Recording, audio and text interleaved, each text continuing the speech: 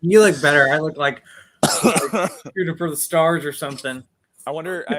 I wonder if anybody honestly was like, "Wait, are they frozen? What the Are they hell?" frozen? Hey guys, what's What's up? up?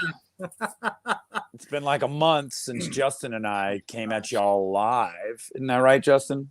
Yeah, Like a month? month and a half. It feels like it's been a long time. It has been a long time, but it feels like it's been longer. I mean, I've only streamed one time, and Yeah. I was gonna. Justin and I were gonna do this last week, but the only day I could stream, he had a work function, so he couldn't, and I hadn't streamed in a few weeks, so I was like, I might as well just stream. But it wasn't the same without Justin. But we're here now. Same. We're here now. Want to give a shout out to everybody that's in here so far. Hello. Antonis, John, Nathan, Saturn. What's up? Christina, Sarah, Eric, and Quentin. Quentin graduates high school Congrats, on Sunday. Quentin. Congrats. Welcome to the downhill part of your life. I don't think so. I mean, I was thinking about it the other day because there's been a lot of graduations around this time. It's like it's been 15 years since I graduated high school. It's a little scary. Yeah, I don't like to talk about it. It's been scary in a good way. Scary in a good way. Rudy, Sean, Josh, what's going on with the what's up to Jesus, Alexis, Dylan? Oh, Alexis is in here. Oh, I guess we're cool enough today to be graced, Alexis. No, I'm just kidding. Hello. By the way, if you find that DVD set of A Nightmare on Elm Street, Alexis, I won it. Real quick, they announced that like the director's commentary that's going to be on Evil Dead Rise is only for the UK release, and a lot of people are like, crap. Dude, I'm telling you, the US release is completely bare bones. That's completely ridiculous. That's ridiculous. Mm-hmm. In my opinion. So ridiculous. Makes $150 million and gets a bare bones release in the States. Like, are they waiting for like Scream Factory to be like, okay, we're gonna give you the permission to release one with a ton of bonus features? Like, what is going on here? I don't know. Hey, what's up, Alex? Hey everybody, and by the way, this feels like if this was a Friends reunion, like the TV show Friends or Sex and the City, whatever, this is our little reunion back together. So yeah, now I got that song stuck in my head. I'll be there for you. And I feel like we should like stop to like at different points, like where it would like have our name and it's like, oh, like this is the character. But yeah, guys, really quick, we're gonna get into the summer horror movie slate. Really summer in general, but definitely we're gonna highlight the horror movies first. Okay. But before we get into that, I've got to give Justin the floor. Justin, I want you to tell everybody about the rebranding of your channel and what that means going forward. All right. So, like right now, it's the same name because I totally blanked when I was coming in here. I was like, oh, I forgot to change that. So, one of the biggest changes in my channel, hold on, Justin. I do not mean to interrupt you, but I have a new rule here. If somebody super chats, I have to play a video clip. Go for it. By the way, Cody, thank you so much for the generous super chat. Says, what's up, everyone? Do not forget to roundhouse kick that like button. That's absolutely right. Yeah, he's going to get into talking about it right now, but I've got to play the clip because we got a super chat. Yes, queen. Yes, queen. Yes, queen. I love that. That is good. That one is good. I love that. I need a t-shirt with Yes Queen on it. Yes. I thought I did it last week. I was like, you know what?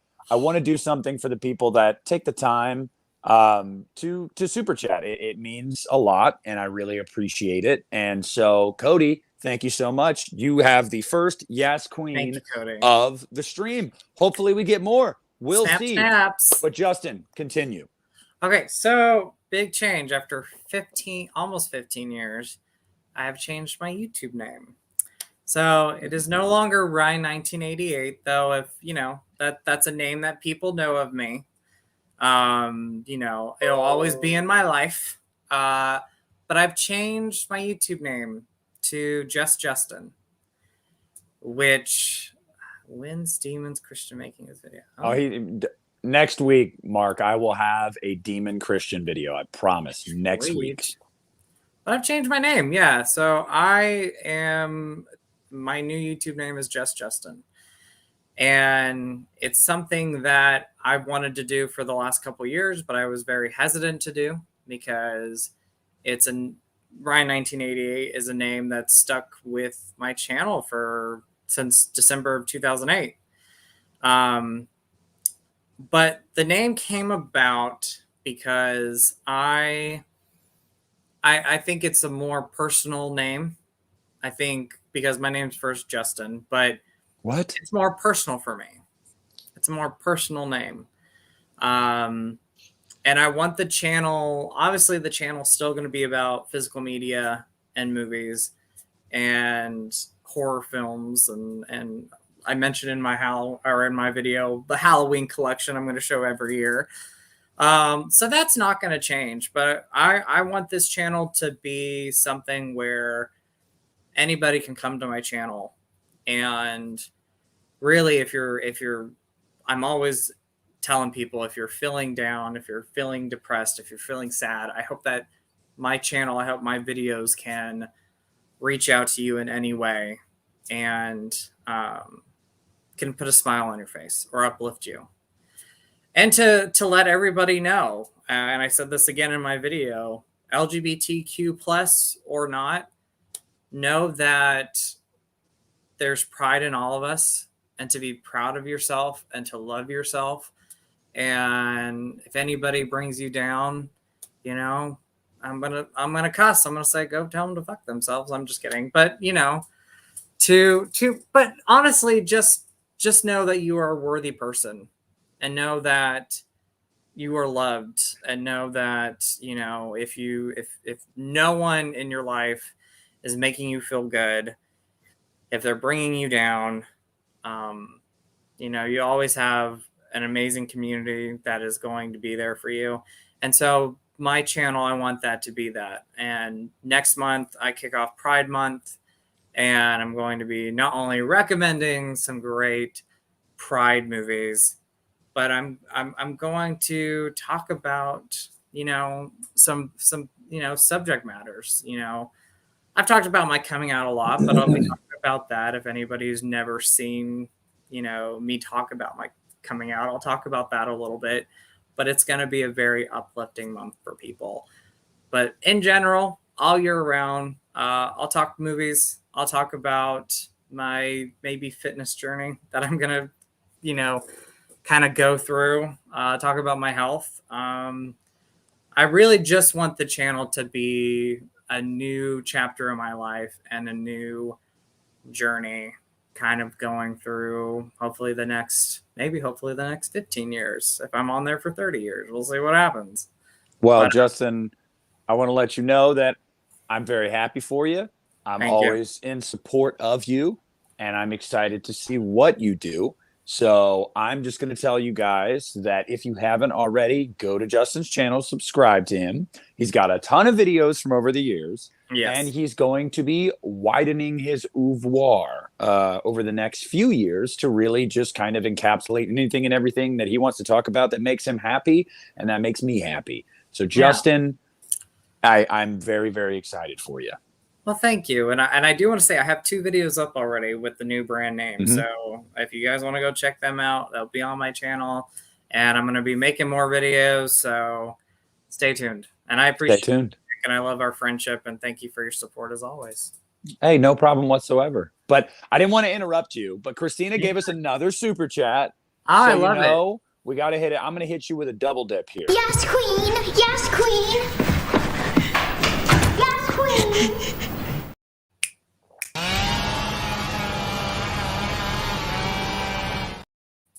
That's amazing. 2 videos. Yes, Christina, thank you very much. I am very, very thankful. And I'm going to let you guys know that I'm really excited to get into this topic. And I know a lot of you guys are too. I see you guys already starting to talk about it in the chat, and I'm ready. Justin, the first one I want to talk about. The first thing I think we have to talk about, I used it as the backdrop. I used it in the thumbnail. We just got to talk about it. It's the elephant in the room. Insidious, the red door. Okay. Now, Before I pick your brain on this, I just want to Okay. say, when this movie was announced and it was announced that Patrick Wilson was going to be the director, I thought, wow, really cool. I'm excited for that.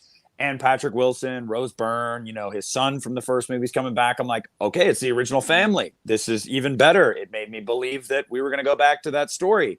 And then the trailer comes out. And I really dig the trailer. I think it's revisiting a lot of the stuff that really worked in the first movie. And it's probably going to give us a lot of answers. And I'm really, really excited about that. But I've seen some people say they don't like the quality of the trailer. And I feel like, I don't know. I don't agree. Justin, where are you at on the trailer and where are you at with this movie? I mean, first of all, when they announced this, I was so excited. Well, one, Patrick Wilson directing. I love him. I love that they're bringing back the original family. Like you said, every cast member is coming back. Family's coming back. I've wanted this ever since Insidious Chapter 2. I always wanted to know where they were. And then the trailer came out, and I loved it. Like, I watched it 2 or 3 times the day it was released, and I really loved it. I'm excited for it. And I think the quality looks great. I think it looks great. I think it's matching the same feel and atmosphere that especially the first movie had, which was like this gloomy, dark atmosphere. And I love it. I cannot wait to see this. I'm so excited. It is now that we have Evil Dead Rise, we've seen that, and we've seen Scream 6. This is my most anticipated horror movie of the summer, but also my next most anticipated horror movie of the year. Yeah, no, I'm really excited for it too. T. Parker Evans saying it looks better than Insidious 3 and 4. And look, here's the thing about the trailer for me, like you said, Justin, I feel like people don't really, maybe don't remember, or I don't know. I don't know what it is, but yeah, the aesthetic of the first movie, it's not really all the movies in the series, honestly. It's not like glossy. It's always looked kind of like dark and kind of gloomy and depressing. Like, I feel like that's always been the visual palette for these movies. So to get that in here too, I was like, yeah, it's an Insidious movie. Like it looks like an Insidious movie. I don't understand like where people are coming from with that negativity about it, but to each their own. But I don't agree with like the appearance of quality, I guess. Yeah, but I don't think that either. I mean, yeah, I'm super stoked for this movie. I will say though, I do really like the fourth movie. I really do like the fourth one too. Yeah, I like the fourth one a lot. What's up, Ben? But I gotta tell you, I don't know. I'm worried. I'm wondering, and I'm worried that I think this is going to be the last one in the mainline series for a while, at least, because then we also got the announcement of the Thread, an Insidious Tale, which is going to be a spinoff in the Insidious universe.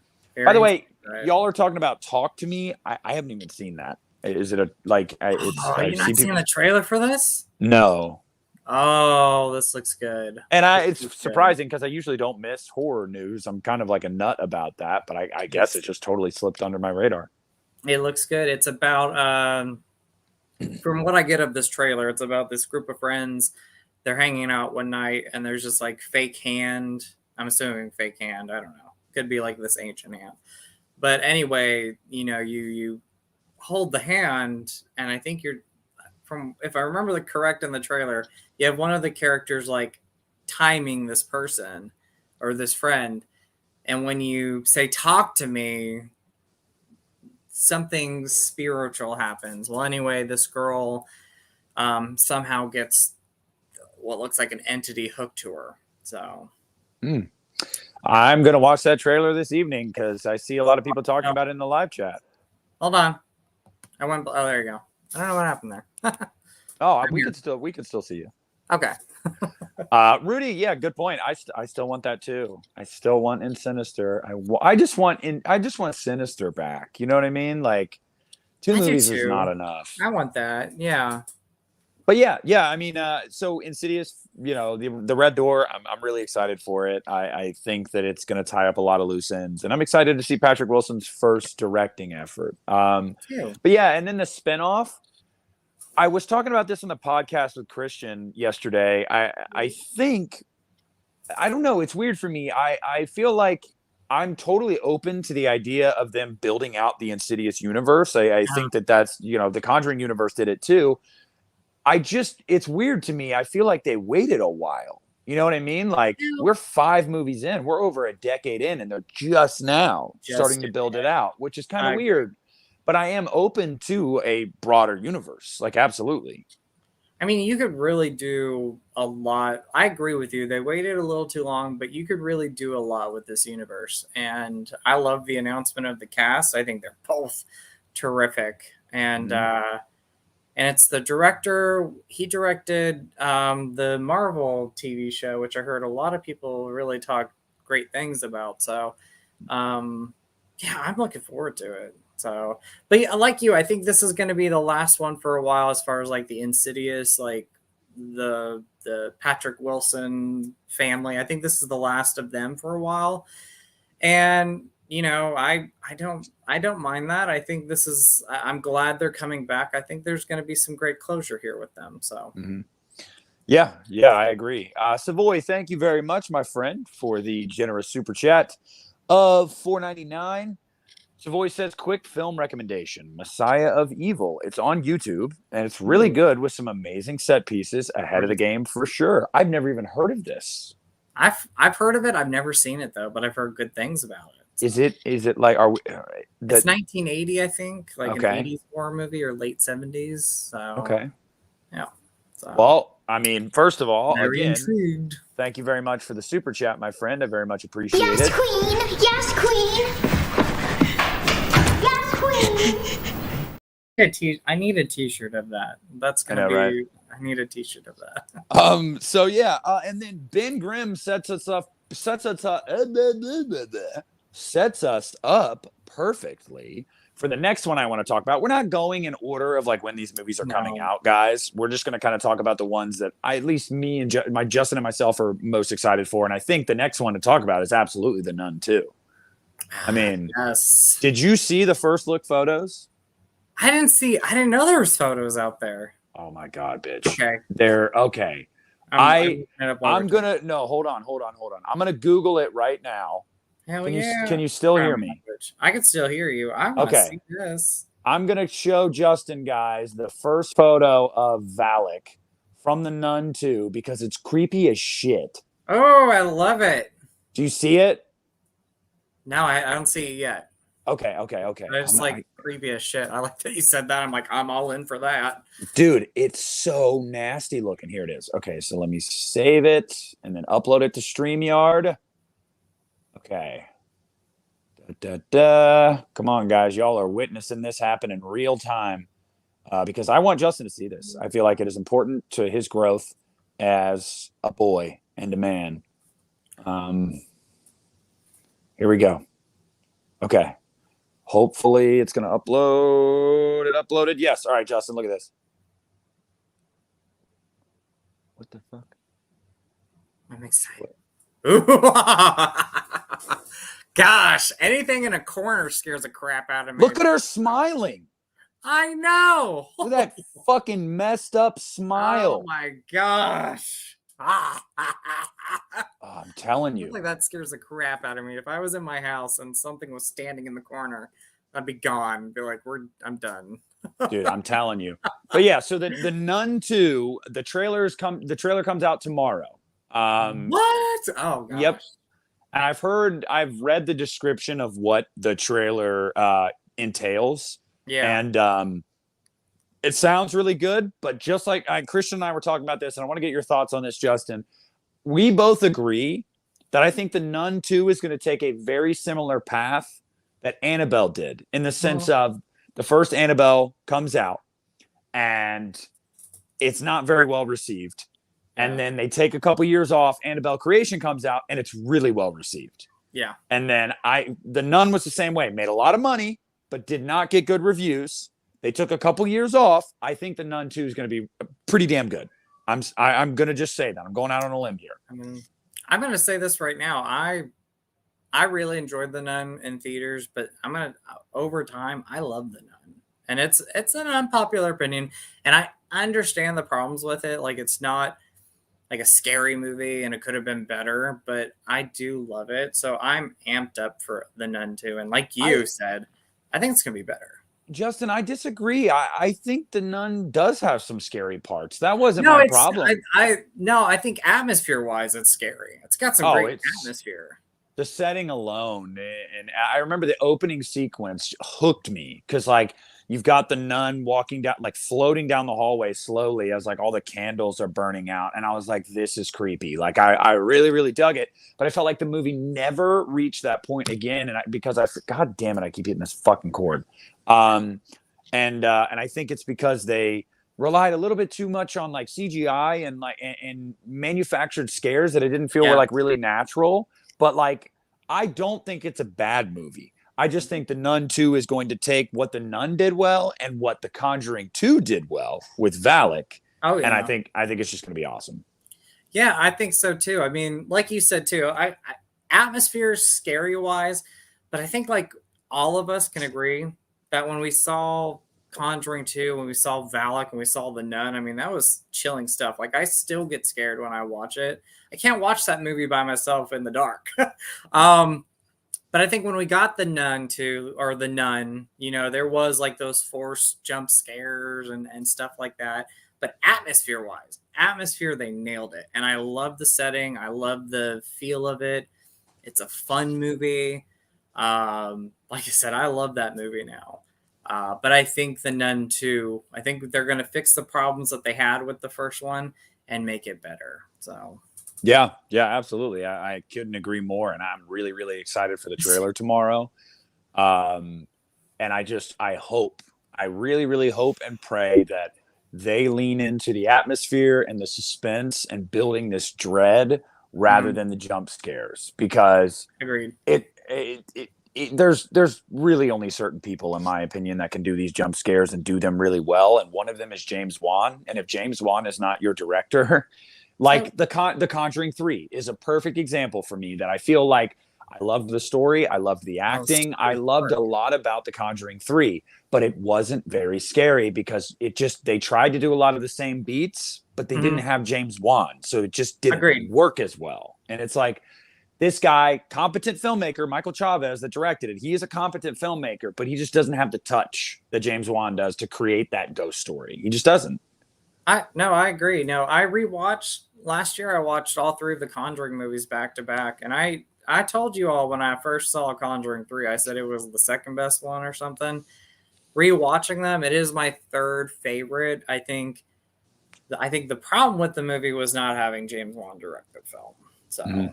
I'm glad to see some Nun fans in here. I love that because I love the movie. Yeah, no, there seems to be a lot. And by the way, what's up, Mike? I haven't seen you in a little bit, man. I hope you are doing well over there across the pond, my friend. Hey, Mike. That's what I was going to ask. He's not directing the new Saw film. Kevin Grudert is directing the new Saw film, and he directed Saw 6, final chapter. Yes. Yep. I'm down for it. Michael Chavez. I was wondering who was going to direct this movie. I thought who's directing The Nun 2. See, I really enjoy The Conjuring 3.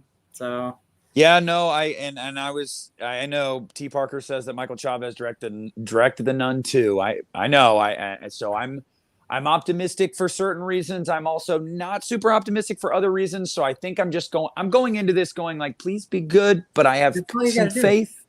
I have some faith. I'm not going into it like, I don't mean to name drop this, guys, but I'm just saying, because it's the one I think about the most. I'm not going into it like Halloween Ends, where I went into that pessimistic. I'm not. Yeah. I am not going into this movie like that. I'm not going in like this is going to suck. Same thing with Annabelle Creation. I didn't even see Annabelle in theaters. Because it was getting trashed by critics and fans. Well, and I did see Creation in theaters opening night with my buddy Dave, and I went in and I was just hoping, please don't suck, like please be better than that one, and it was really good. I think Annabelle Creation is by far the best Annabelle movie. It's a tie for me between that one and Annabelle Comes Home.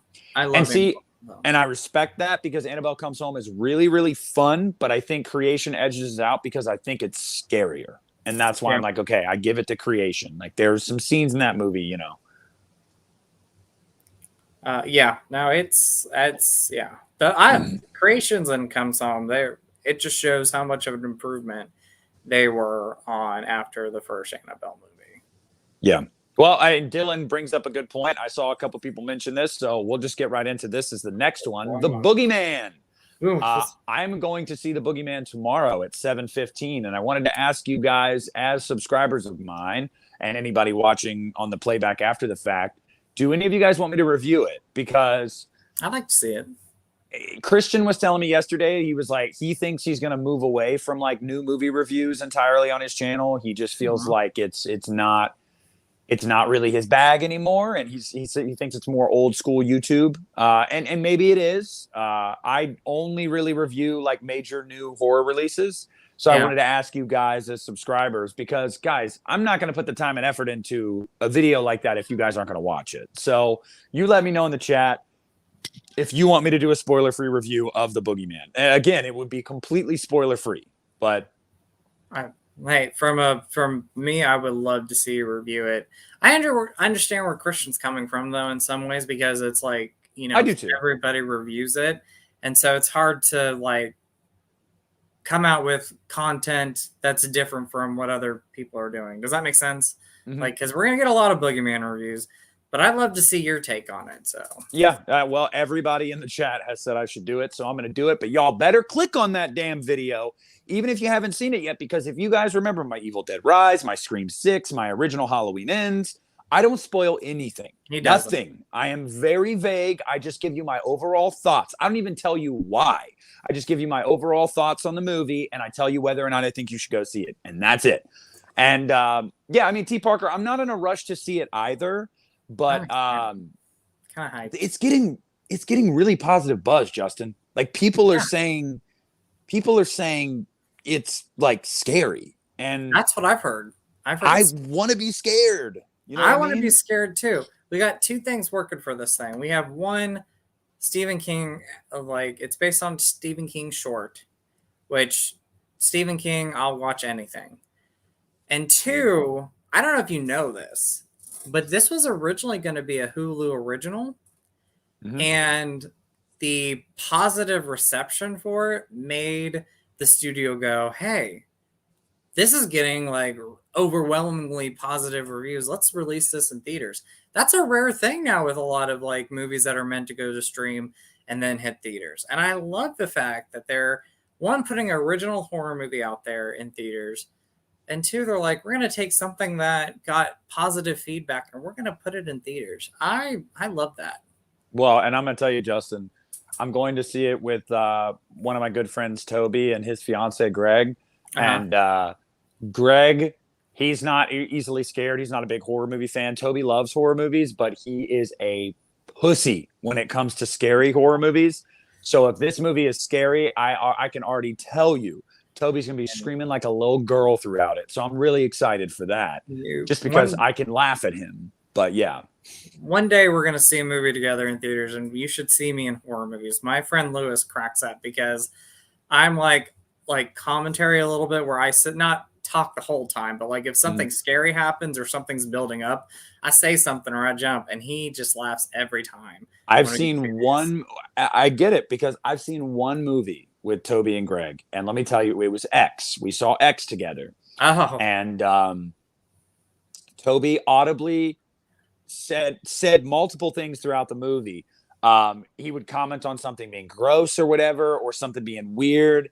And the one funny story I have is that when you get the shot of Kid Cudi in the doorway, his silhouette, and you can see something between his legs off in the distance, Toby went, okay, out loud in the theater. I was like, Toby, Jesus Christ, like, keep it in your pants. So I'm excited to see this movie with him, because if it's scary, I know he's going to react, and it's going to make that experience that much better for me, because I'm going to laugh at him. Do you remember the movie Crawl with the alligators? Mm-hmm. Do you remember the scene? They did nothing with them, but like the scene where you see like the little alligators hatch from the eggs and they're swimming. Do you remember that? Mm-hmm. My friend Lewis, he can never let it go. He loves it, and I think it's funny. It should be a t-shirt. I looked at the screen, I looked at him, and I said, oh my God, they're hatching. I thought we were going to get something with them. And I'm like, oh. And hey, that's a damn good movie. That is a damn good movie. I love that movie, but I was gonna up every time. I was gonna ask you, are you gonna make your way to the theater this weekend? Because obviously Spider-Verse is coming out and the Boogeyman is coming out. I'm gonna go see it Sunday. I'm gonna go see that one Sunday. I found a new theater to go to that I really love. Or I've been to it like years ago. So I found a new theater where I'm like, okay, like this is nice. I like this theater. So yeah, I'm gonna go Sunday and see this. So cool, good, because I'm gonna I don't know. I haven't talked to a lot of people that are like, I'm not worried about the prospects of this movie, honestly. Like I feel like these horror movies nowadays are kept so low budget enough to where they always make a profit. They're always successful. Yeah. But I would like to see a little Stephen King property that not a lot of people know about surprise people at the box office. And I feel like they're dropping it at a really weird time, with Spider-Verse. And I haven't seen a lot of people talking about it. I think it's going to be one of those movies, Nick, that in my opinion, like first weekend it comes out, people are going to talk about it. And then like word of mouth is going to happen. And I think more and more people will see it.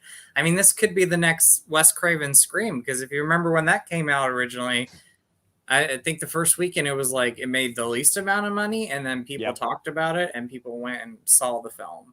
Yep. So, I mean, this could be that. I'm happy we're getting a new Stephen King story in theaters. I'm happy we're getting anything Stephen King now. So absolutely, yeah. I love that. I love that. And I want to yes, say, Mike, by the way, Mike, I am a fan of the 1980 Boogeyman. It's nothing to do with this one, but I saw your comment. Wasn't there one in the early 2000s too called The Boogeyman? Yeah, Barry Watson. I wasn't a fan of that one. No, it's not very good. It's not very good, but I remember it. Sequel's good. I like the sequels. I never saw the sequel. Sequel was good. Sequel was straight to video, but it was fun. So okay. Pert Minded, yes, I saw today they finally officially announced Terrifier 3. We all knew it was coming. The coolest part about it is we found out that Lauren Rivera is coming back as Sienna. We found out that it starts filming in October or November, I believe. So it'll have that perfect cold atmosphere because it'll be filmed in the cold weather. Can't wait. And we found out it's going to come out next fall in theaters. And we found out that it's going to have a budget of over $1 million, which is awesome because Terrifier 2 was $250,000. So this is a lot of money. So this is exciting. Yeah, I'm very, very excited for that. Maybe eventually now I'll watch Terrifier 2. Oh my God. Yeah. You still haven't seen it, Justin. You have to get on the train. I need to review it. Like when I watch it, I'm going to review and be like 1 year later. You're going to love, I'll tell you, you are going to love Lauren Rivera as Sienna. I know you are. I know you're going to love her as the final girl. I do want to mention Sarah, Guardians of the Galaxy 3, my favorite of the trilogy. I cried. I haven't seen it. Charlie says, I love that we're in a time where the horror genre, we're getting more original horror movies and sequels of dormant franchises. I'm perfectly fine with that. How about, yeah. Oh yeah. Yeah. No, I have talked, Christian and I have talked about this on the podcast. Justin and I have talked about this when we stream. I think everybody wins when you have both. Everybody wins because there's people that are like, I don't want to see reboots and sequels. Okay. Well, there's a lot of great original stuff out now, too. So I feel like there's something for everyone right now. I think it's a perfect storm. And I am all for it. Yeah. Yeah, Nathan, I still haven't seen it yet. The reason why I haven't seen it is like, I hear they're great. I just have a hard time with that intense horror movies, like the brutality of it. But I'm going to watch it. As I've told Justin and all you guys that have seen Terrifier 2 as well can attest to it. Terrifier 2 is not brutal like the Green Inferno, where it's super realistic and it makes you uncomfortable. No, Terrifier 2 is ultra gory, but in a fun way. It doesn't look super realistic. It's more. It plays more for laughs. You will understand the tone of that movie very quickly, and I think you'll be able to get behind it because I don't have a weak stomach. But let me just tell you guys, the Green Inferno. Oh my gosh! I can't. Yeah. Sometimes gore is too realistic for me. Like sometimes I'm like, this is just too much. Like And it's not that I can't handle it. I can sit there and watch it, but I just don't like that stuff. I don't either. Yeah. I was gonna say, like, there's a scene in that movie. You probably know what it is, but like, where the guy's on the altar, yes, and ripping his eyeballs out. Gosh, his tongue. it stuck in my head for 3 days. Like, I could not get that out of my mind, and I was like, I can't watch this again. Like, no, once is enough for me. I've said I've seen the Green Inferno. That's it. I don't need to see it anymore. I own it, and I do enjoy it. But yeah, no, Terrifier 2, everybody's talking about their theater experience. I felt the same way, guys. My theater was packed. It was so hype. Everybody was so excited, so into it. And I loved the score of that movie. It's fucking beautiful. Oh my God. There's a couple tracks that stand out, but the one I think I love the most is Sienna. It is like such an 80s throwback. Justin, I implore you to just listen to the track Sienna from Terrifier 2 and tell me it doesn't sound like a movie you'd want to see, because that score is just, ugh. But yeah, I walked out of that theater and I was just blown away that I just saw that movie in a theater. Well, question for you all. When I watch this, would you like to see a review on my channel talking about I need a review. Yes. Okay, there we go. I need it. So I will review it. I will watch it soon and I will review it. But like I said, man, the gore is so over the top and at times unrealistic looking on purpose. It is absolutely played more for fun than anything else. It is not like some of these, like, it's not like Hostel. It's not like the Green Inferno. It's not like that. Okay, good. Because Hostel I can take in some ways. It's been forever since I've seen it, but that's brutal. Last House on Left, same thing. But no, I'm gonna watch this and review it. So sorry, my cat is being a fucking nut job, and it is driving me insane. Summertime, it's like woo summer. Anyway, yes, no, Sienna. Oh, she's beautiful. But yeah, okay. So Justin. And everybody in the chat, what are some summer horror movies that you're looking forward to that we haven't mentioned yet? Because I feel like we mentioned the more popular ones, the ones everybody is aware of. We did. Justin, is there any horror movie that we haven't mentioned that you're looking forward to? Not summer-wise. Like, I will say The Exorcist Believer had another test screening yesterday in Texas. I'm so out of the loop. I know it had a test screening. We could talk about it, but I didn't know about the second one. So talk about the second one. Tell me. Well, I was messaging with somebody earlier to get some info on it, and he said that the reactions for this one were more positive. He said he's not sure if they changed anything. Oh my fucking God, Mark, you're right. I literally initially had that in the thumbnail. The vampire from that. I knew I needed to talk about that. The Lost Voyage of Demeter. Yeah, we'll get there in a second. Yes, the Blackening. I've never heard of any of these. So. Yeah, well, we'll get there in a second. But yeah, he said he's gonna try to get info to let me know if anything was changed about the movie from the first test screening, and maybe that's why the reactions were more positive. But the reactions for the second test screening were more positive, y'all. Okay. So again, let's take a breath and let's just wait. But yes, The Last Voyage of the Demeter. Okay, guys. So I'm gonna put this plainly, Justin. Okay. And Christian doesn't like this, but I think you'll appreciate this. A movie like Renfield doesn't do it for me. It doesn't mean I won't see it, and it doesn't mean I won't enjoy it. But I'm very particular about my vampire horror films. Yes. And let me tell you something. The Last Voyage of the Demeter looks awesome. Like, it looks gnarly. You need to watch the trailer when we're done here. Yeah. Because it looks awesome. Like, that is the tone I want for my vampire horror films. Now, I know Renfield was more of a horror comedy. I get that. And I'm going to see it. And I'll probably enjoy it. I'll probably have a fun time.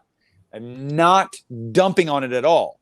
I'm simply just saying, when it's that kind of tone, I'm not running out to go see it. Whereas I see a trailer like Last Voyage of the Demeter, and I'm like, that looks gnarly. I need to see that movie.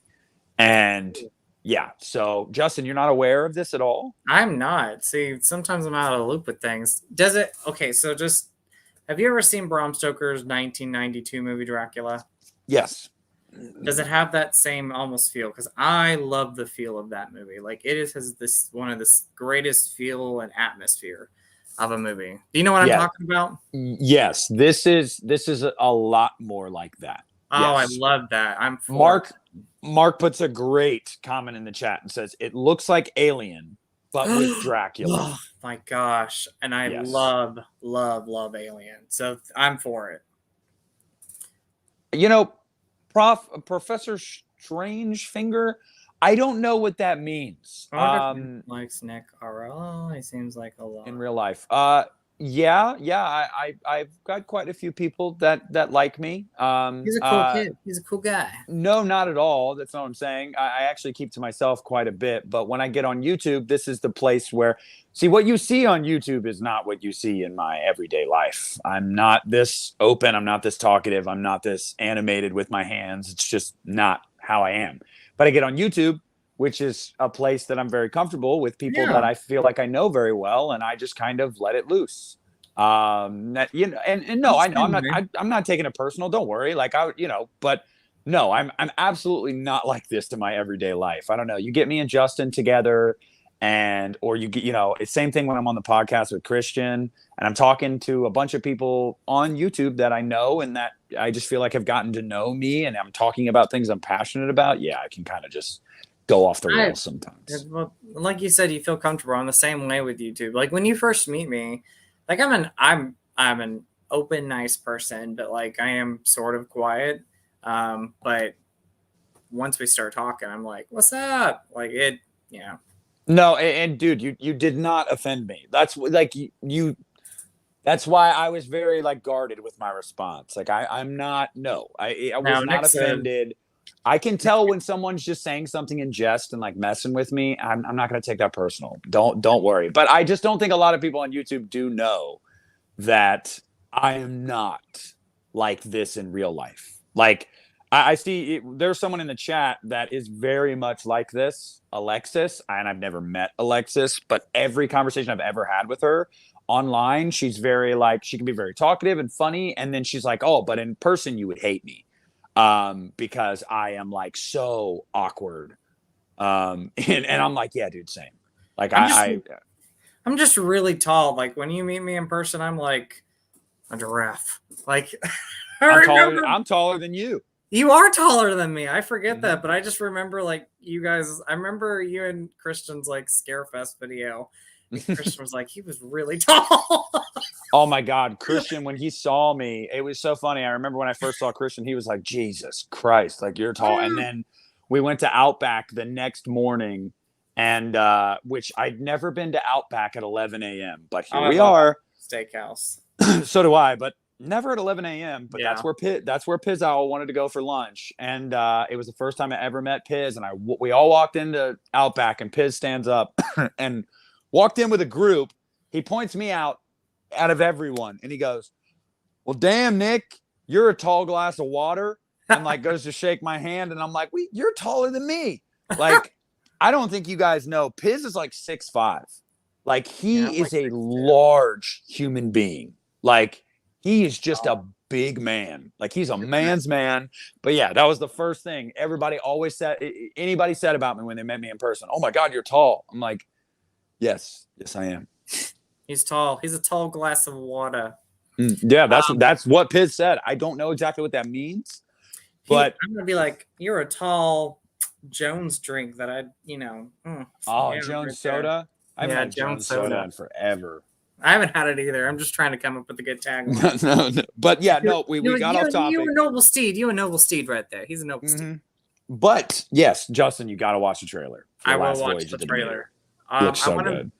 Yeah, I want to mention a couple things. One, the Haunted Mansion. I am such a big fan of the attraction.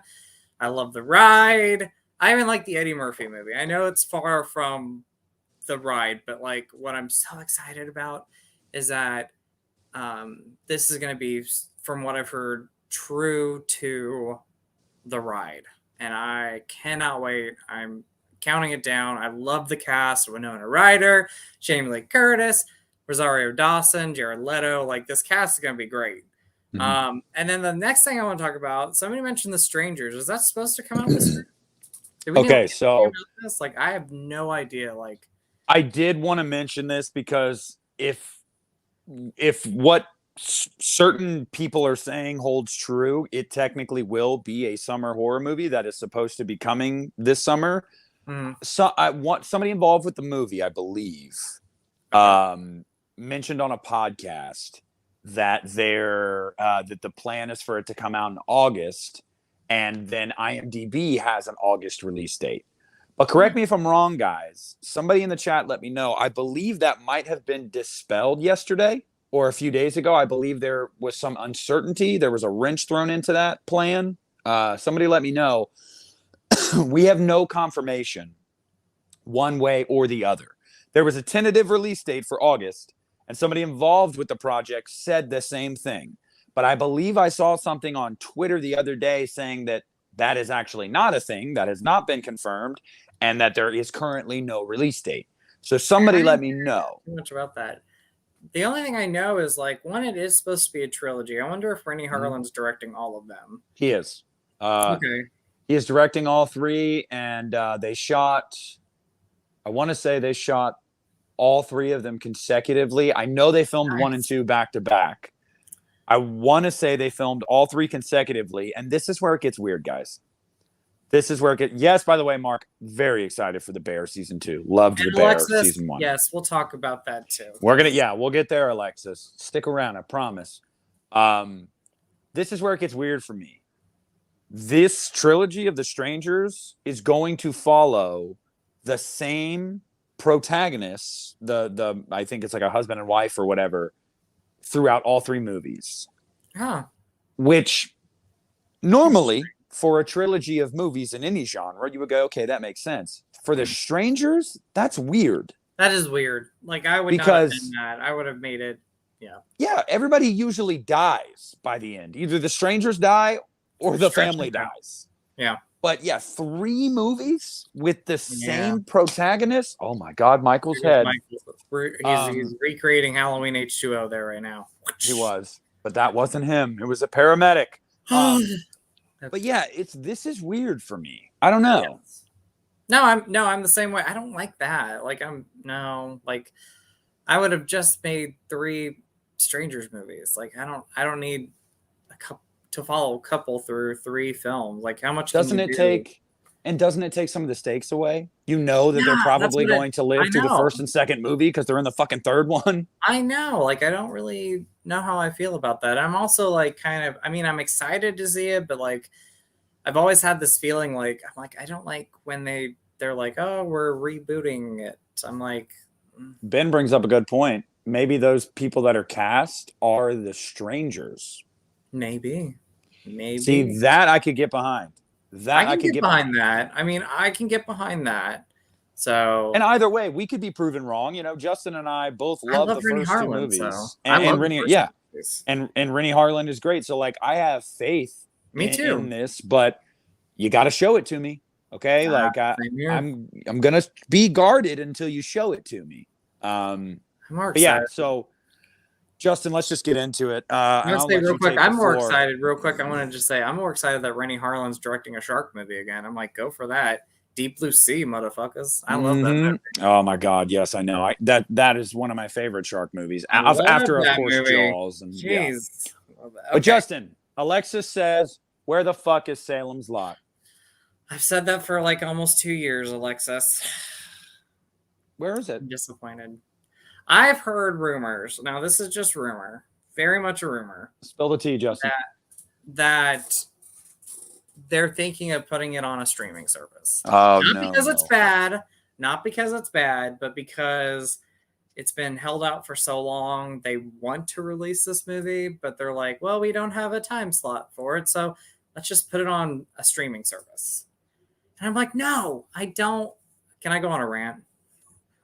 I don't want this to go on a streaming service. Like, I don't want this at all. Not because I'm against streaming. I own the streaming stuff. But for one, I love the original Salem's Lot. 2, I read the book 2 years ago when they announced that they were doing this. And the book is amazing. Like, I love love the book.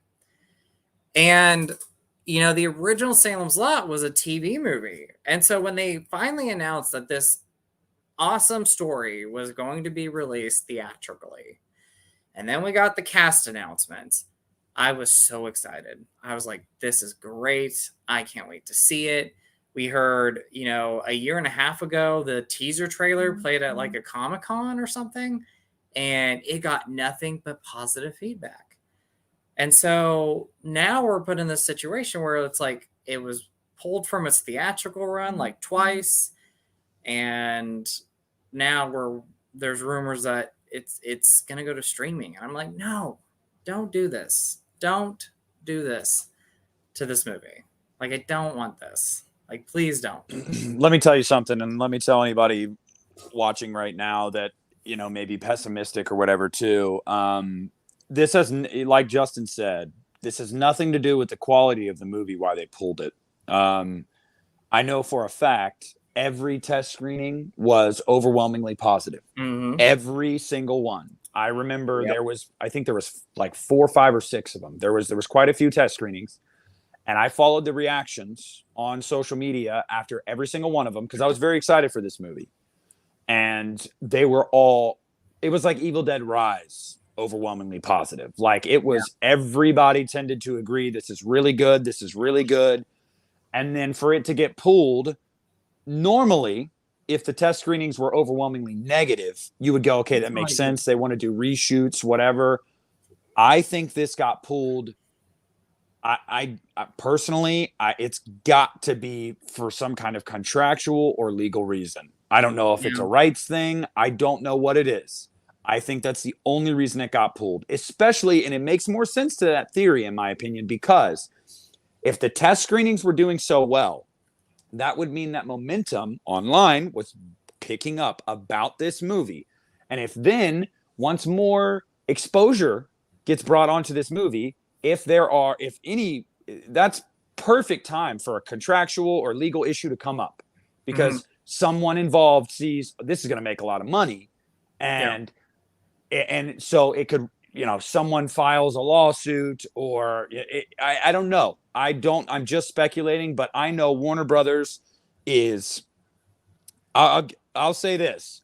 They're not big on green lighting new stuff and getting it going, but Warner Brothers is big on putting their stuff out, whether it's on streaming or in theaters. Once a movie is done and they've put the money into it, they're going to release it somehow. I mean, and for them to just pull this after it was getting rave reviews. Nothing. No talk. No. Yeah. Something happened there. Something happened there.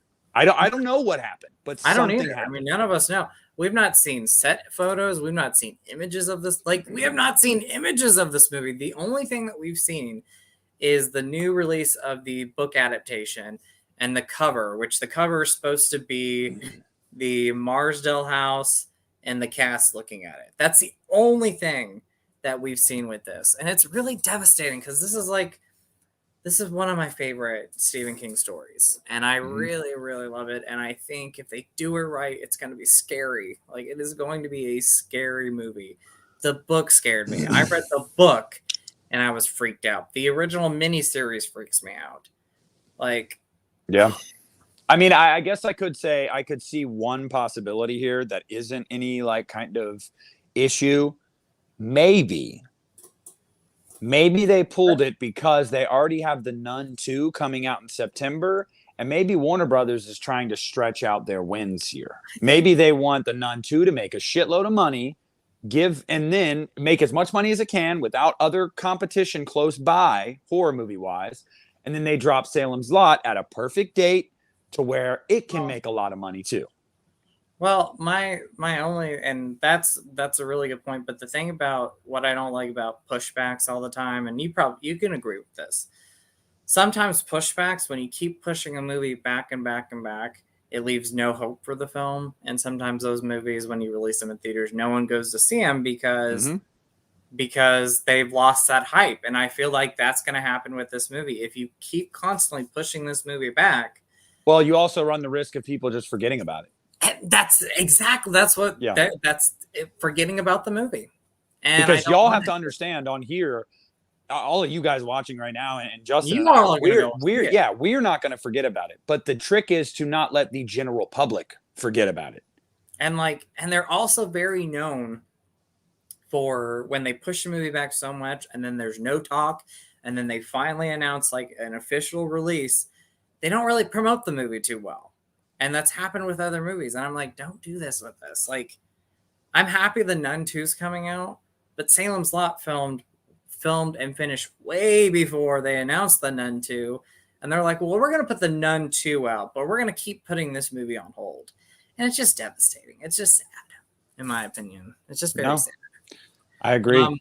Charlie did say, he asked me, what did I think about a sequel to I Know What You Did Last Summer? And I think he said, like, and acting like I still didn't exist. I love the sequel, but I'd be happy with if they brought back Jennifer Love Hewitt and Freddie Prinze Jr. and we just at least had them, I'd be happy with it. You remember that announcement that we got, and then Freddie Prinze Jr. like a month later was interviewed, and he was like, "No, that's not a thing." I mean, I believe he said something like, "Yeah, I know it was something they were talking about, but nobody's approached me like officially about it, so I don't know where everybody got that." I mean, I want it to happen so bad. Like, I love the first two movies a lot. I do. I love them both. And if I had to bet, it's going to happen. It's going to happen. It is definitely 100% just another example of the trades needing to slow their freaking roll. Like, breaking news on something and then assuming things. Like, if you want to break the news, hey, there's talk of a new I Know What You Did Last Summer movie beginning in development, and they want the original cast back. That's fine. But when you go, a new one is happening, and Hewitt and Prince Jr. are expected to come back, well, then you're promising things that you don't know that you can promise. Exactly. And then you let the fans down. Yeah, because then Freddie Prinze Jr., he's not saying he would never do it. He's just saying, no one has approached me about that. I know. And then they announced a writer and everything, and I was like, oh, they're really like pushing this. And then Freddie Prinze Jr. said that. So I agree, Jaden. Like, if you're going to do this movie, they both need to come back. Like, don't be like, oh, well, Jennifer's coming back or Freddie's coming back, but the other one's not coming back. Like, you need to bring them both back if you're going to do this. Like, let's be honest. Freddie Prinze Jr. is not doing much right now, is he? He's got a podcast. I hear it's very successful. I mean, acting. No, he's not really doing much. Yeah, so why not? Well, I hope they don't ignore. I don't want them to ignore I Still either, because I love I Still Know What You Did Last Summer, and I love Brandy as well.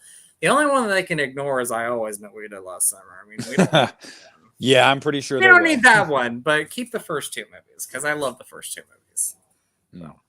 Yeah. Well, I mean, look, I'm open to the idea as well, but like I said, guys, I just think that he's a writer for WWE. I didn't know that. Sorry, I didn't mean to interrupt you. No, you're good. You're good. Because I didn't know what he was up to. Like, I mean, I'll be honest with you. I'll never give up hope, and I know it's probably never going to happen, but I will never give up hope that there would be a third live-action Scooby-Doo movie. I said what I said, guys. Oh, my gosh. I love those two movies from my childhood, and I think that they were cast perfectly cast. I'd love to see another one. Oh my gosh, I freaking love those two movies. So I think Monsters Unleashed is the better one, personally. I like the second one. I need to go back and watch them, but I really love both of them so much. I love them both so much. I love them. And look, man, I know. Yeah, that's wild, Jaden. I just saw that too.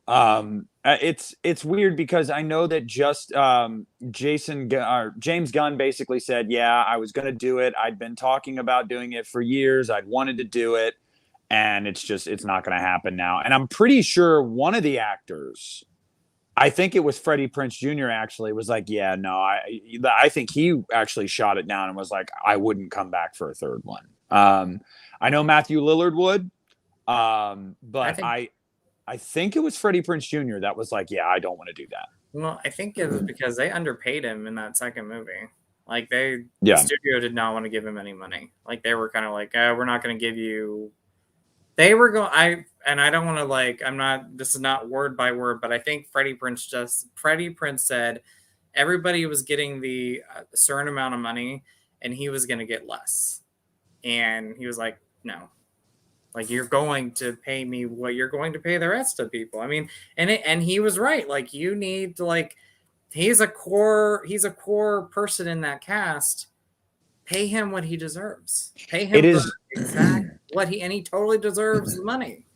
It has always just been absolutely wild to me that you could take such a beloved cartoon character and series and cast it perfectly in live action. That almost never ever happens. Yes. I will never ever in my life find a better. I'll never think of Linda Cardellini as anyone but Velma, no matter how many movies she does. I know.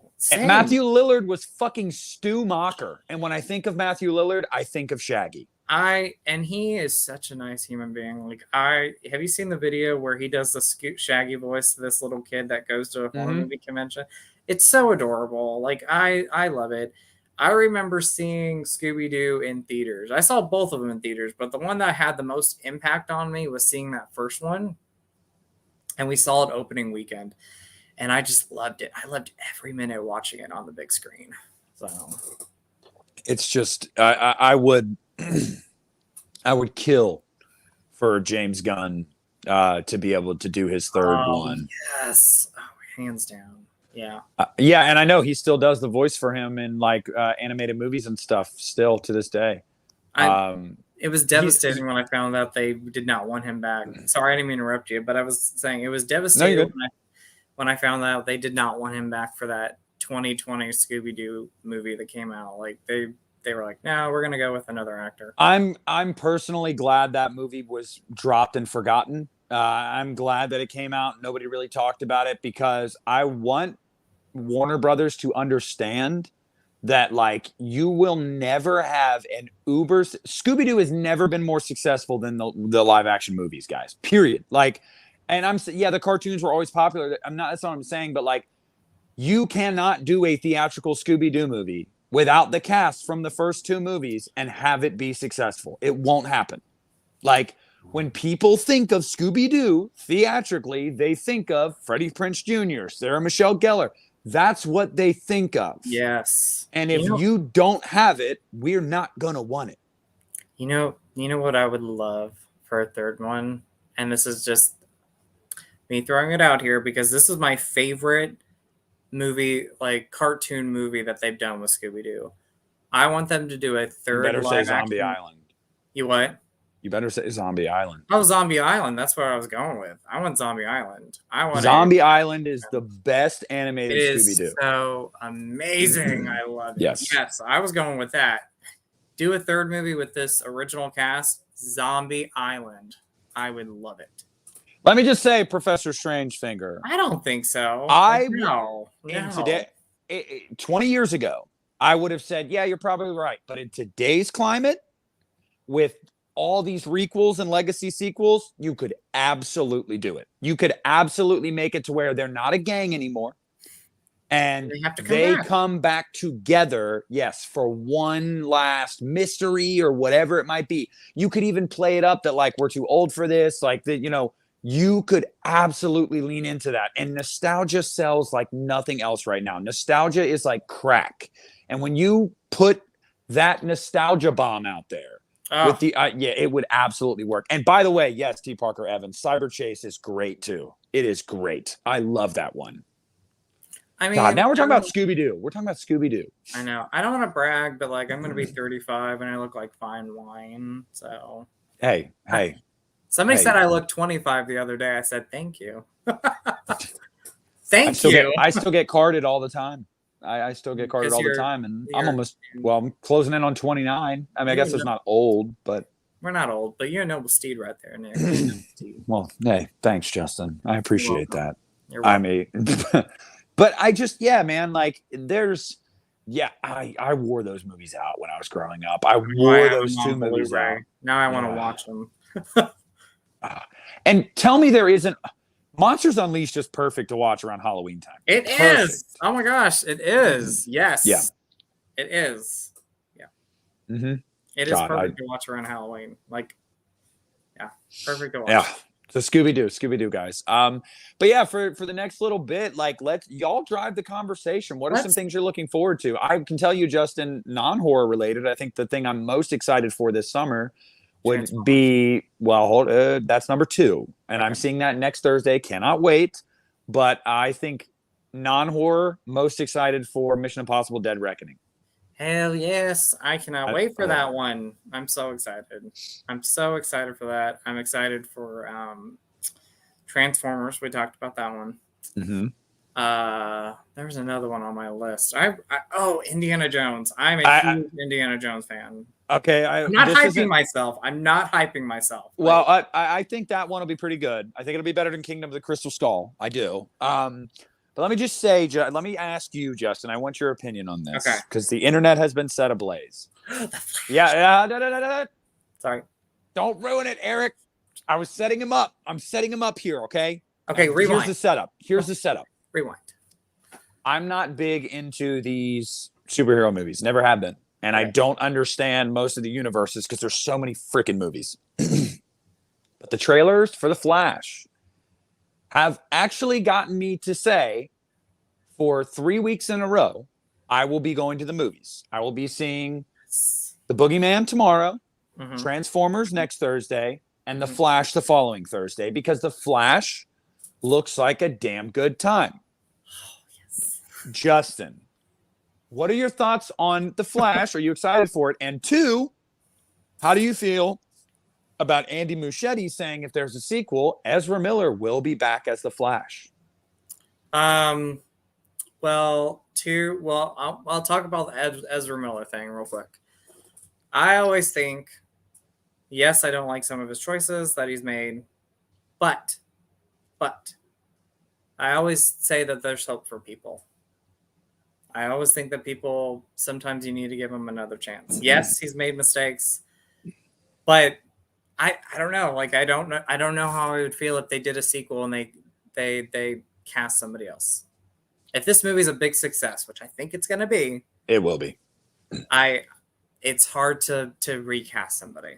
I think especially when you've established him already. Like, he's made mistakes. Don't get me wrong. I don't like his mistakes at all. I think the only DC movie that this won't beat box office wise is Batman vs Superman. I think this will be the second biggest, personally. I think so too. Batman vs Superman. And I'm not talking Elseworlds, guys. I know Joker did $1 billion. I'm not talking Elseworlds. We're talking DCU. Yes.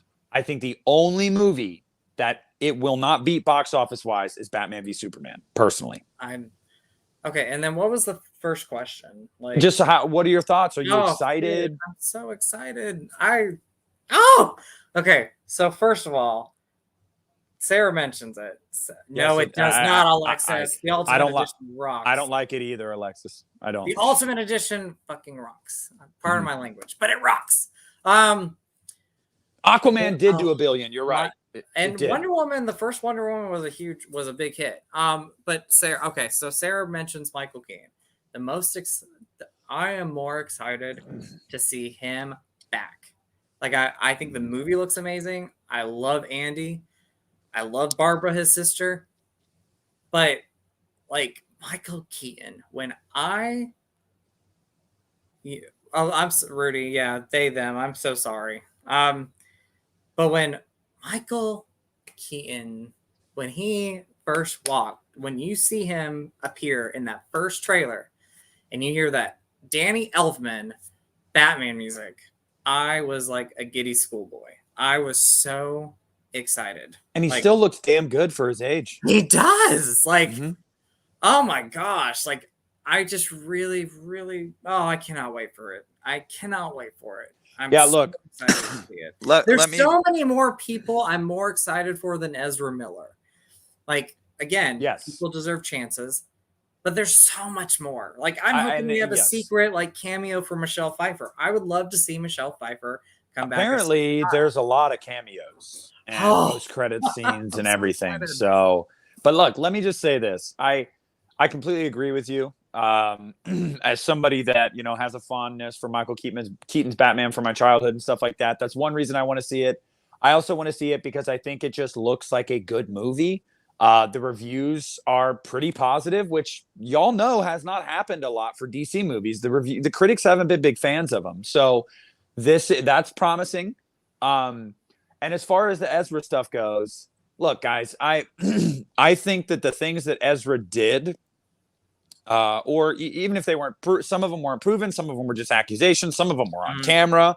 I think that they're contemptible. You know, those are horrible things, and I don't think that anybody should ever reap benefits from being a terrible person. No. Now, having said that, I think Ezra suffers from some mental illness. Period. Yeah. No, I think that it is in everybody's best interest to get them help. Personally, Agreed. I anytime anyone is suffering from mental illness, and if they can be rehabilitated, I think everybody deserves a second chance. I do. I 100% agree. So, 100% agree. Like you said, Justin, I'm not going to this movie for Ezra. I am going to this movie for everybody else, and because it looks like a super fun summer movie.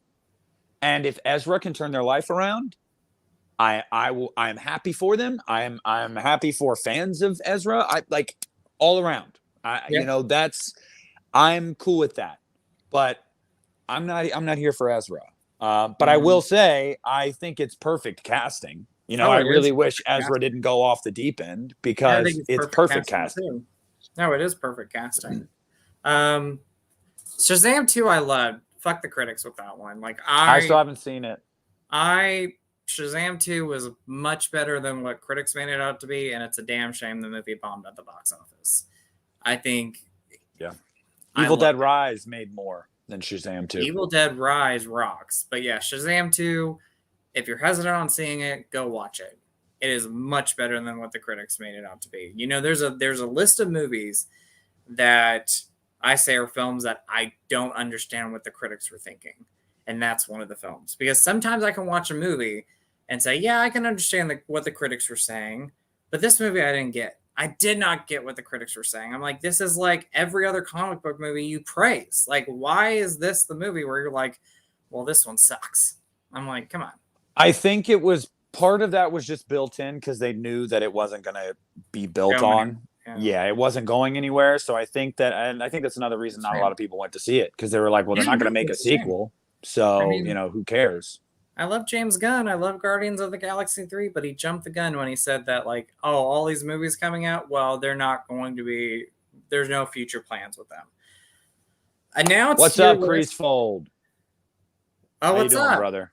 Announce your new lineup when these movies come out. Don't announce that you're not going to go anywhere with them until after the films come out. Why would you set up a movie to fail? Why would you do that? Sorry, I'm ranting. You're good. You're good. Why would you do that with a movie? Any movie. Why? Why would you do that? But also, Justin, let's be honest. The first Shazam was not a big hit. It was very mild at the. Yes. It didn't do terrible, but it didn't do big bucks. You know, Black Adam underperformed. Like some of these stories are just not super popular with the masses. You know what I mean? Like when you make movies based off of certain characters, not a lot of people care. You know, they want to see the mainline characters. And it's unfortunate because if you're going to build a universe, you have to tell stories for all these characters. Yeah. But I feel like maybe you should build strong footing with the main characters first before you build out some of the side characters. No. And one of DCU's faults in the beginning, not Man of Steel, because before that they didn't really announce like a DCU, but one of their faults was that they didn't establish like a timeline and they didn't establish these characters. That's why, even though it's not a very good movie now, the Justice League that came out in theaters, I think what they needed to do was establish the characters you were going to team up in that movie and then release that film. Like Warner Brothers, DCU's biggest fault was their timeline and how they were really bad at like lining up these movies. I've never seen Shazam. I haven't even seen the first one. Oh, they're great. I love them. But yeah, enough rant with So there. No, you're good. There's that. I agree, Jaden. for the most part, but I've never really been a big superhero fan. But here's the thing, guys. I'm gonna be honest with you. I have never seen. I still haven't seen Into the Spider-Verse all the way through, and Sony is teasing us now. They released promo art yesterday of all of their Spider-Men, and it was Miles Morales, Tom Holland, Tobey Maguire, and Andrew Garfield. And everybody's going, what does this mean? What does this mean? I could be wrong. I don't think they're going to be in this one coming out tomorrow. But from what I've heard, the belief is that they're building up to Beyond the Spider-Verse. Toby will be in it. Andrew will be in it. Tom will be in it. And it will be mostly animated, but there will be a live action segment where all of the live action Spider-Man will come together. I think so. And I think Sony is definitely teasing that by not letting us forget all of their live action Spider-Man. They're like, oh, look, here's our lineup of Spider-Man. Like, and Andrew Garfield and Toby both haven't really talked about Spider-Man since No Way Home came out. They both said they'd do it again, and that was it. That's all we heard. So I wouldn't be surprised if Sony and Marvel were like, shh, don't say shit. Well, real quick, I want to talk about a few things. So Jaden, like, I agree. Like, I'm in that boat. Like, I think the reason why superhero movies are like not doing as well is because they pump them out way too much. I liked when they put out 1 or 2 a year, and now it just seems like there was 1 year where it was like 3 or 4 came out. So they need to fix that because it doesn't build the excitement like when you spread them out. But Guardians of the Galaxy 3 is, I mean, I understand if you're not a superhero fan, I get it. But Guardians of the Galaxy 3 for me is not like your typical, like the Guardians movies are not your typical superhero movies. Like Guardians 3 and what James Gunn did with that trilogy, perfection. Like I love them.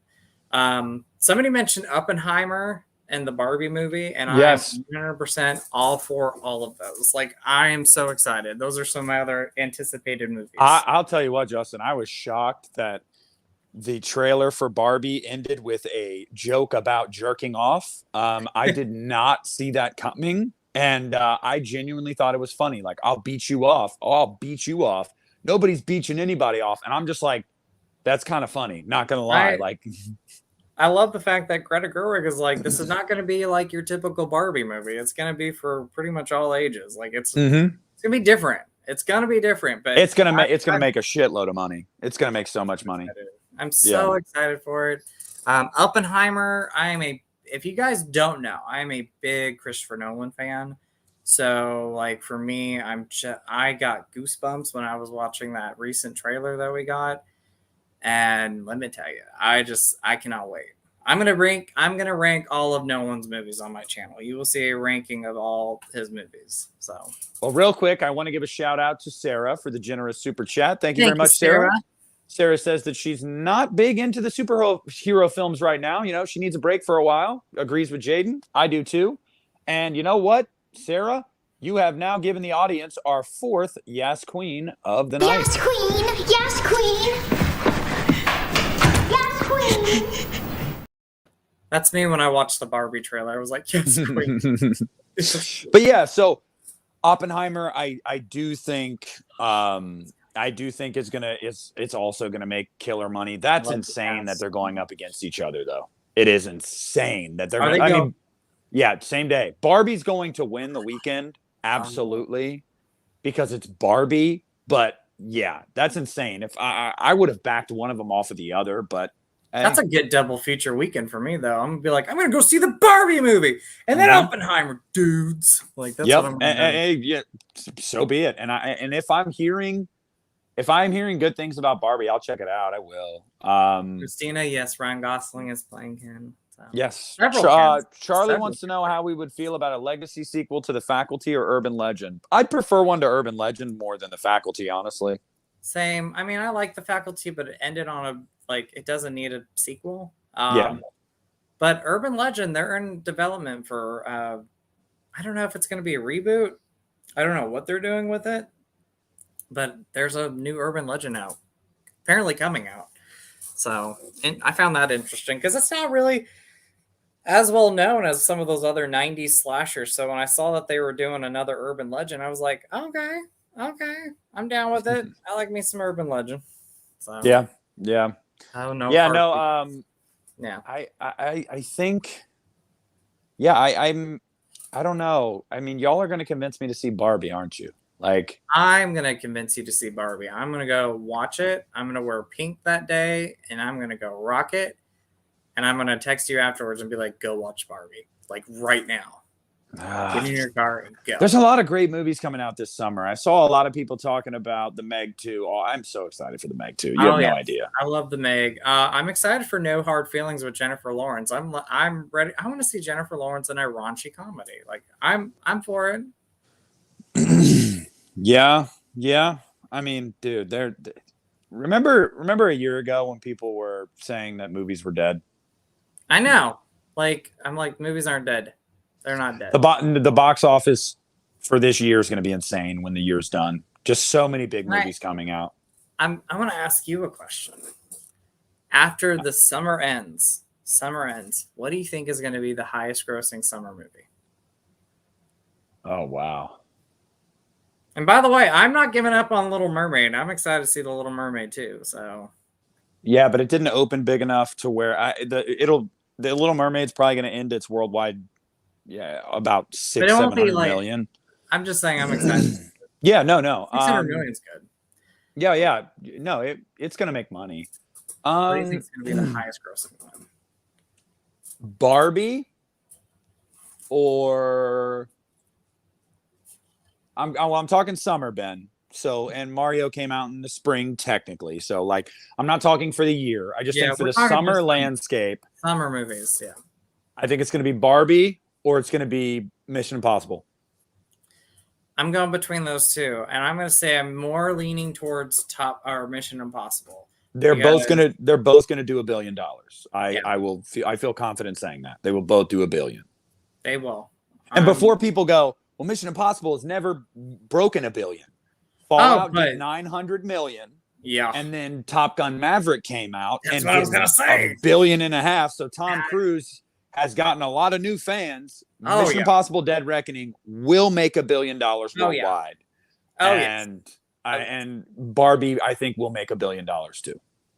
I agree. Sarah, I want Indiana Jones to do so well, but the thing that POs me so bad right now is the fact that like there's that word of mouth already that the movie's not as good as they thought it was. I'm like, don't say that. Like, then you're killing a movie. That's my other rant with movies. If critics are able to come out early and say that a movie's good or bad, if word of mouth is going on that it's okay or a bad movie, people aren't going to go and see the movie. And that's what pisses me off. I'm like, wait till the movie comes out before you should give your review of it. I don't know. Like, that's just my opinion. Like, I hate when a movie bombs. Like, I don't like it because of... No, I don't. Across the Spider-Verse is going to do well, just like the first movie did, but it's also different. It's not going to do what some of these other superhero movies do because of its animation and the animation style. Into the Spider-Verse, I think it made like 300 and something million. This one will probably make 500-600 worldwide, which is still really good, but it just doesn't break certain boundaries, I don't think. And I don't think you're going to see the first movie does 300 something million and then the next one does $1 billion. Very rarely does that happen. It could happen, but I don't think so. I agree, Ben. Yeah. Yeah, and I'll tell you what, though. I think I'm trying to think of some movies coming out this year that I think are going to surprise some people, box office wise, without picking anything like super obvious. I think personally, the Meg 2 is going to do really well. Mm-hmm. And for what it is, I think it'll do $500-600 million worldwide. And personally, I think that The Nun 2 has a chance to be the highest grossing Conjuring universe film. I think so too. And before anybody goes, oh, I don't know about that, The Nun is currently the highest grossing. Yeah. So it's very especially if word of mouth is good. I think you're going to see a lot of movies this summer really blow the doors off the box office. I really do. I mean, Super Mario Brothers. That wasn't a summer movie, but that surprised people because it ranked over $1 billion. Like, and then you Oh had, yeah, it's like 1.3 billion right now. and then you had Avatar 2. Mm-hmm. Like, I thought the movie was not going to be a $2 billion movie. Like, you wait over 10 years for another sequel. I thought it was going to be a modest hit. Like, I was looking at like the highest grossing movies. It's in the top 3. Yeah, it's number 3. Yeah, it's crazy. So Yep. movies are coming back. Like you said, like a year James ago. Cameron has the 3 highest grossing movies of all time. He directed all 3 of them. And he did well. Avatar, Titanic, and Avatar: The Way of Water. Well, Titanic is number 4. I think Endgame is. Oh Ranked yeah, Endgame. You're right, Endgame. So he has 3 of the 4. Yeah, but of the top, like if you do a top 5, like highest grossing movies of all time, it's like Cameron's like, I got 3 of them, 3 movies in that thing. Like Yeah, that's pretty amazing. Like I was If like, he's not a billionaire already, he's definitely real close. oh, I think real close. We saw Titanic on the big screen back in February, and that was like I love that movie, but that was the best theater experience seeing that movie on the big screen finally. So yeah, but yeah, Mark, Make 2, very excited for that. Mark, you're absolutely right. It made so much money, but we didn't hear a lot of people talk about it. Do you want to know why? Because it made most of its money overseas. Those movies, just for whatever reason, it still made 600 million domestic, which is a lot of money, but it made well over $1 billion overseas. Man. So 2/3 of its business happened outside of the U.S. You know what? I'll tell this. You know what James Cameron does that's really smart though, is Avatar. So I think they took Avatar off of Disney Plus for a while, and then they put Avatar back in theaters for a little bit to hype people up for Avatar 2. I think that's that's a great way to try to promote your movie. It's like, hey, we're gonna release the first movie back in theaters so you guys can get hyped up for Avatar. Yeah. Professor Strangefinger, is the Jurassic Park IP done or in need of an overhaul? I don't think it's done. No, definitely not done. And I think they said that after Dominion, that's not going to be the last movie. It's just going to be the last one for a little bit. Yeah. I believe Spielberg himself said that. And also, me personally, I don't think it needs an overhaul because I like Dominion. But I know it made over $1 billion too. Yeah. So like a lot of people have to understand, like, these movies are they're critic proof. They're going to make $1 billion every time. It's dinosaurs. Dinosaurs. And I don't care. It doesn't need No, you're good. I was just going to say it doesn't need an overhaul, but they do need to go somewhere different when they bring it back. You know, new characters, new storylines. I agree with that. New characters, new storyline. But you know what I love about the Jurassic Park movies, Nick? Even the ones that people don't consider great films, and there's not great movies in them. I just like diving back into that world. Yeah. And like all those feels come back watching that first movie. And especially when you go see them in theaters, it's like, Justin, and I got to be honest with you to what you're talking about. I always thought Jurassic Park 3 was my least favorite, but I think my least favorite is The Lost World. I really do. Oh, that's my least favorite too. Yeah. Going back and rewatching it, I'm like, Jurassic Park 3 is slow paced. It's fast paced. It's fun. It's not super long. It just is what it is. The Lost World is a lot of meandering until the very end. It's a lot of talking. Yeah. That's my least favorite of the trilogy, but of the franchise, that's my least favorite too. Yeah, I think so too. Yeah, Jurassic Park 3 gets a lot of hate, but you know what? I love it for what it is. It's not the first movie, but I love that movie. I just love the Spinosaurus. I think it's awesome too, and it's a fun ride. Like it's a fun ride from the beginning to. I just hate Tia Leone in it. All she does is scream. Oh, she does. Yeah, she does. All she does is scream. We had another question I wanted to get to. Let's see. Yes, Eric, about the comments that John Carpenter made about a sequel to The Thing. I want to let you guys know right now. I did reach out to somebody about that. And I'm not saying it's true or not. It's just somebody I know has a pretty good track record, and was told that is a real thing that is being discussed, and they want Kurt Russell back for it. And you know how I feel about it? Don't want it. Or at the very least, I don't need it. And I'd be totally okay if it doesn't happen. I want So if they brought Kurt back, they need to bring John Carpenter back to direct it. If they're Yes. gonna do it, those you gotta have a balance of those two guys. Don't just have Kurt Russell come back and have somebody else direct it. They both have to come back.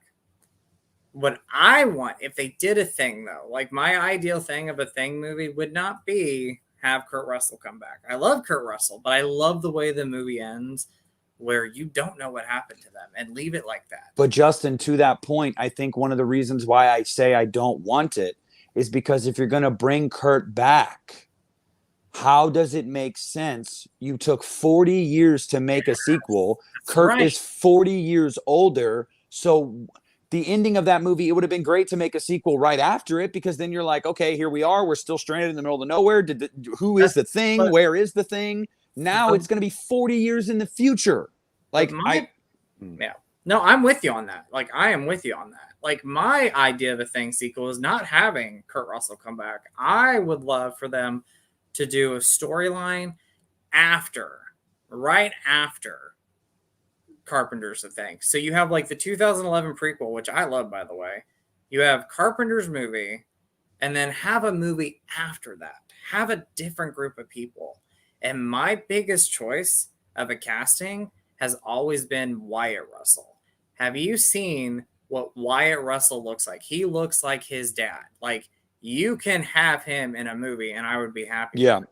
Yeah. So that's my idea of a, like, if you're going to do a thing follow-up, like, I want a whole new group of people and, like, a different storyline. There's potential there that I like. There is, and Justin, I'll just say this, and to anybody wondering, What's I am going not. on, Fulci? What's up, Matt? How you doing, man? Hey, Matt. I would not be opposed to it if you said there is a sequel to The Thing coming out, John Carpenter is involved in some way, and so is Kurt Russell. I'm not going to be pessimistic.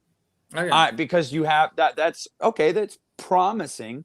But I just look at it and I'm like, but I don't need it. Like I mean, I don't need it either, though. The ending is so perfect. Like, why build off of that? Why? If you're going to do something in that universe, like you said, have it be different people, different situation.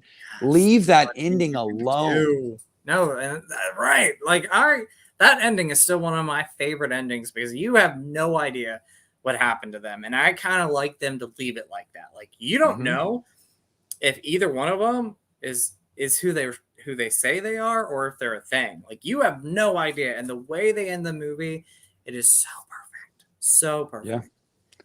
So perfect. It is. I mean, yeah, we're on the same page here. And we both agree. We feel the same way. But guys, we've gone well over an hour and a half, so we are going to cut it. It was really nice to be back with you all this evening. Yes, I've had so much fun. So have I. I felt like the conversation flowed really well. To everybody that was in the live chat, thank you. If you haven't left a like on the video yet, what are you doing? Leave a like. Leave a like right now. If you're watching on the playback, leave a like. Comment down below about some of the stuff we talked about and let us know what you think.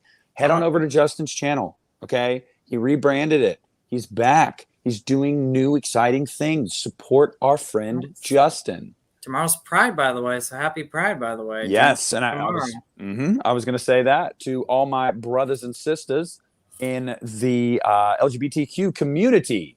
Happy Pride Month. I hope you guys have a phenomenal month. Christina. And yeah, we missed you guys. We're back. We'll be back next week too. We're going to keep it rolling. Yeah. So thank you, Christina. And Nick, I have to say, I missed you, buddy. So I missed you too. And you know what? We'll be back. Let's do next Wednesday again. Let's do next Wednesday. Yeah. We'll be back next Wednesday, Charlie, at 6 p.m. Eastern Standard Time. So, Sarah, stream will happen, Sarah. Yes, but we'll be back Wednesday. 6 p.m. All right, y'all. Well, we'll see you next Wednesday. Take care, be good, and we love you.